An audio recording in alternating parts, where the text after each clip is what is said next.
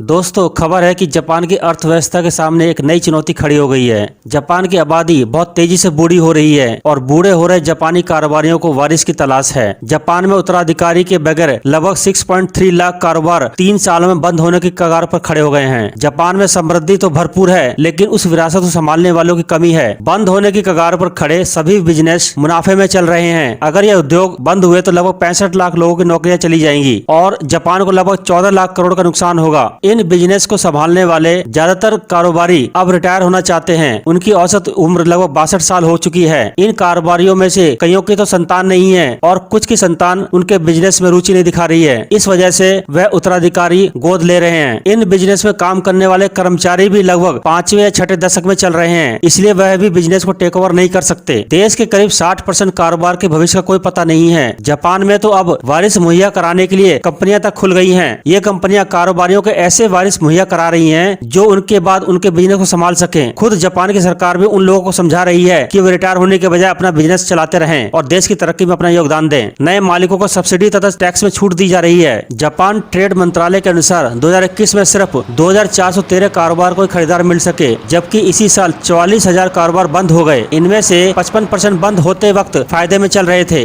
Japan में कई कारोबार को खरीदार न मिलने की एक वजह यह भी है कि जापान की आबादी तेजी से बड़े शहरों में बस रही है। गांव और कस्बों को लोग हमेशा के लिए छोड़ रहे हैं। कई गांवों में तो कुछ लोग ही बचे हैं। इन छोटे कस्बों में आबादी घटने से कारोबार को ज्यादा बढ़ाया नहीं जा सकेगा, इसलिए लोग यहाँ आना नहीं चाहते। दोस्तों, अगर आप भी कोई जुगाड़ लगा सकते हो तो जापान पहुंच जाओ, बैठे बैठे बिजनेसमैन बन जाओगे।